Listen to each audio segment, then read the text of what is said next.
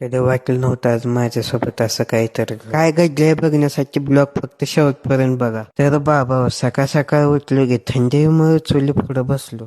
तांब्या आपटून लगेच मी पण आंघोळी आपटली. लगेच आंघोळी झाली तसेच लगेच पानं घेऊन मला खाली लात मारून पळवलं जा म्हणून.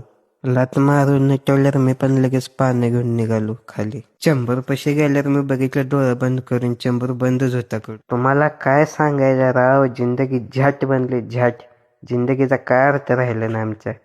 तसंच निघालो खाली. आपल्याला दुसऱ्या साईडनं खोलून पाईप दुसऱ्या साईडला लावायचं होतं, पाणी वर वळवायचं होतं. सगळ्यांना ह्याच्यात डुबवूनच मारेल, समजलं का? ब्लॉक शेवटपर्यंत नक्की बघा अजून. तर बाबा हेतनं पाईप काढून आपल्याला इथं जोडायचे होते. पाना लावून लगेच मी पाईप बाजूला काढले बघा. मागं पुढं करून मी आणले तिथं पाईप जिथं जोडायचे.